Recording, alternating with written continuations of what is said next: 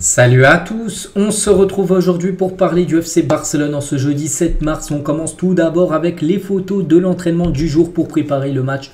Demain, le Barça joue demain soir, vendredi, plutôt rare que le Barça joue un vendredi soir. C'est pour avoir un peu de temps de repos avant le match, bien sûr, contre Naples. Mardi prochain, bref, tout d'abord, Robert Lewandowski avec le sourire lors de l'entraînement. On peut voir également Victor Roque, on peut voir également Félix, ou même Marcos Alonso qui s'entraîne avec le groupe aujourd'hui. Et ça faisait longtemps qu'on ne l'avait pas vu. Regardez, aide d'honneur, on peut dire, pour Marcos Alonso parce qu'il était blessé depuis quasiment 1 mois et demi, 2 mois. Et il a repris l'entraînement aujourd'hui. Bon, je ne pense pas qu'il sera dispo pour demain ni pour le match de mardi parce qu'il revient seulement à l'entraînement. Mais voilà, ça fait plaisir, un joueur blessé qui revient tout simplement s'entraîner. Et Xavi, tiens, lors de la séance d'entraînement aujourd'hui, bien sûr, n'oubliez pas que cet après-midi, Xavi en conférence de presse, on reviendra sur demain. Demain, la vidéo sortira un peu plus tôt, on fera l'avant-match, bien sûr, avec la conférence de presse, les compos probables concernant cette rencontre. Et toujours, tiens, avec l'entraînement, à la fin de l'entraînement, il y a eu la photo officielle de l'équipe 2023-2024. Voilà, elle a été faite cette photo officielle, donc voilà. Bon, il y a tous les joueurs, bien sûr, il y a tout l'effectif. Il y a même les joueurs, bien sûr, blessés, comme on peut voir Gavi qui est à côté de Ter Stegen, on peut voir De Jong et Gavi juste à côté. Donc voilà, tout le monde était présent. Regardez juste Rafinha, ce qu'il fait avec ses mains. Donc il est tout en bas à droite, à côté de Lamine Yamal. Donc on ne sait pas trop ce qu'il fait. Regardez, il fait je sais pas trop quoi avec ses mains. Donc voilà. Bon, bref, voilà la photo officielle du FC Barcelone pour cette saison.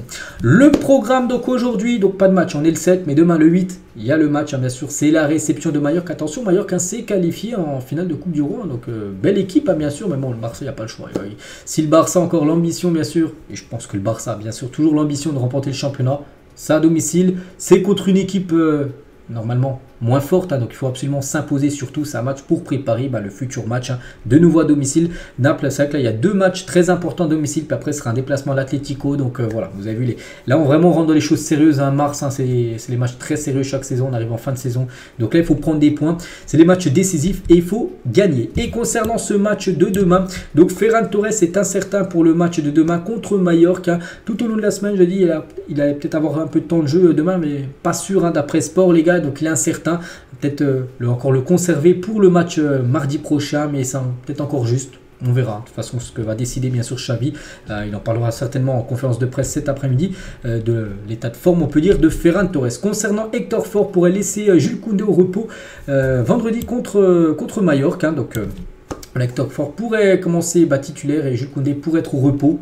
Voilà, pour se reposer un peu avant le match, bien sûr, de mardi prochain. Concernant Rafinha, il n'a pas fait même un très mauvais match, le dernier coup contre Bilbao. Bref, Xavi prévoit de placer Rafinha en tant que milieu de terrain lors des prochains matchs. Le prochain match, c'est demain. Vu que Pedri et De Jong sont blessés, il va peut-être essayer tout simplement, c'est un peu une surprise, d'essayer Rafinha en milieu de terrain. Pourquoi pas, on verra, sa journaliste qui a dit ça, maintenant on verra si bien sûr Xavi va l'utiliser dans ce rôle-là. Et contre Mallorca demain, Ter Stegen sera certainement le gardien titulaire, il disputera son 400e match avec le FC Barcelone, il pourra montrer à la fin du match son maillot 400, c'est 400 matchs disputés du côté du Barça, ce sera un cap symbolique bien sûr pour le gardien allemand.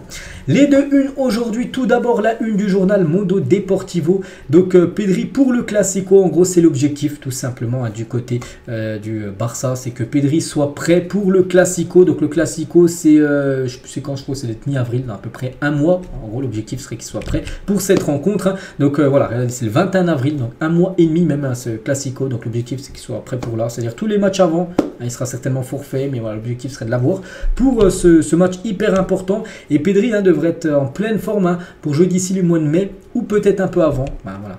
Peut-être avant, avril, mais bon, s'il est prêt au mois de mai et s'il n'est pas dispo pour le Classico, au mois de mai, les gars, il restera à peu près 2-3 semaines de compétition, puis après c'est la fin de saison, donc il va louper quand même une grosse partie de la fin de saison. Le joueur Pedri, qu'on souhaite bien sûr un bon rétablissement. Et l'autre donc Mundo Deportivo sur Pedri et Sport, les gars, ça parle plutôt de Laporta, lettre ouverte de Laporta.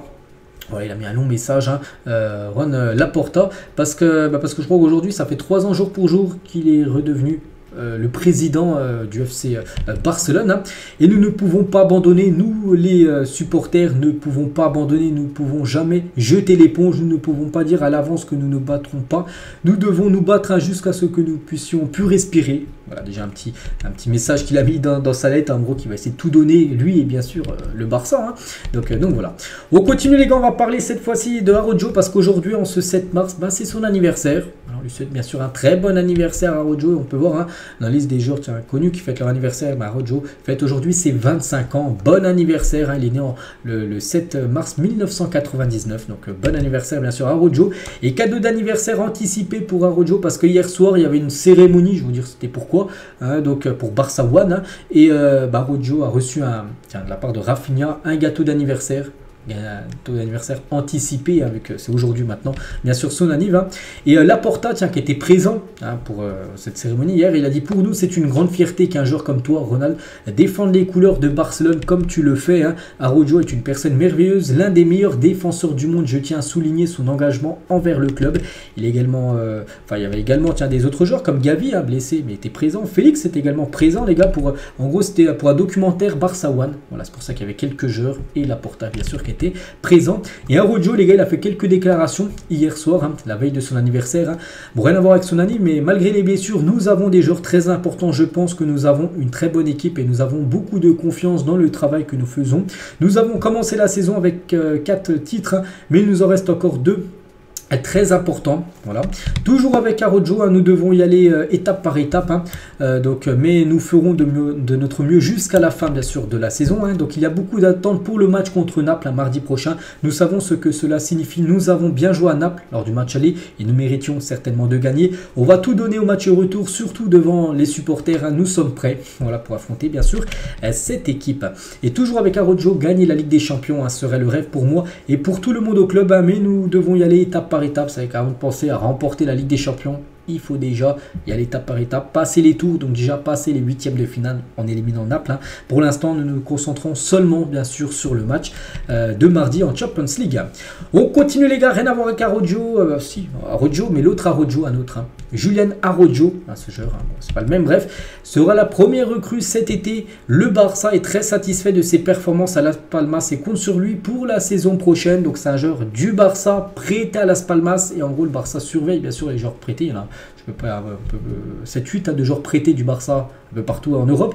Et lui en gros il fait bonne sensation à Las Palmas et devrait être conservé la saison prochaine. En gros ça doit être la première recrue même s'il appartient au Barça, premier renfort on peut dire. Hein. Donc voilà l'idée de la direction sportive du Barça que le défenseur qui aura 23 ans en août hein, fera partie de l'équipe première la saison prochaine. Donc voilà, lui je crois qu'il joue latéral droit ou gauche, je sais plus quel côté, je crois que c'est un latéral droit. Donc voilà, il devrait revenir du côté du club et cette fois-ci être conservé. Dybala aussi, Dybala, il y a une grosse rumeur là ces derniers jours hein, sur Dybala. Donc Dybala est une option pour le Barça, il a été proposé au club, hein, le joueur a une clause de 12 millions d'euros et a toujours été prêt à signer 12 millions d'euros.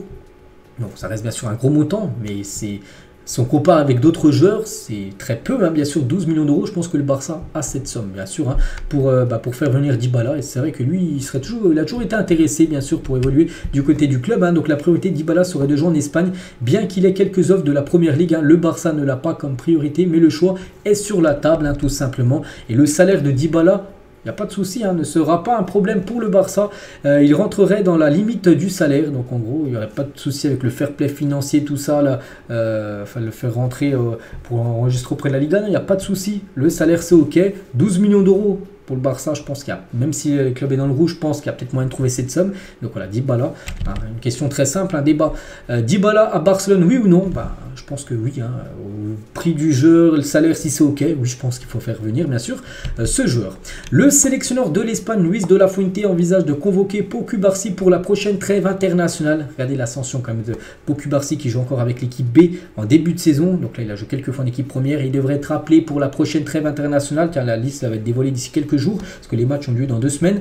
Et il pourrait être appelé avec l'équipe espagnol, pas avec les espoirs. Donc incroyable bien sûr pour Pocu Barsi. Et tiens, en parlant de l'Espagne, le maillot de l'Espagne pour l'Euro 2024, il devrait ressembler à ça. C'est pas encore officiel, mais il devrait être bien sûr de couleur rouge, toujours sponsorisé par Adidas. Donc sublime maillot.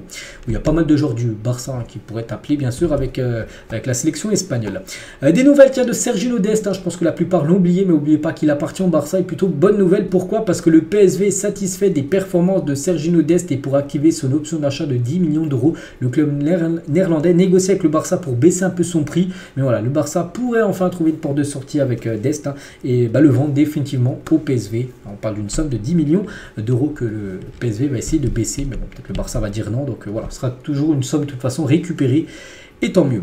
Un autre prêt de Félix et Cancelo serait la meilleure option pour le club, parce que les deux, bien sûr, le Barça aimerait les conserver, mais le mieux pour le Barça, ça de les avoir encore en prêt. Il faudrait que City accepte encore un prêt de Cancelo et que l'Atlético accepte encore un prêt de Félix, puis voilà, ce serait parfait bien sûr de les avoir encore en prêt pour une année supplémentaire.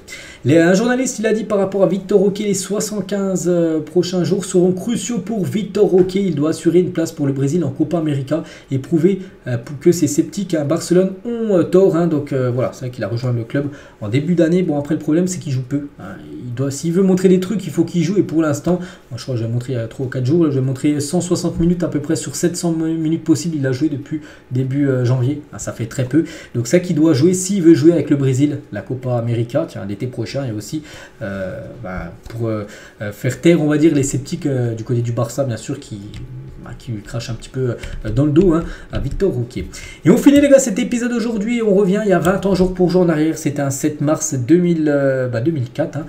Léo Messi faisait ses débuts avec le Barça B, l'équipe réserve. Il a joué contre Oscar Hernandez, le frère de Xavi.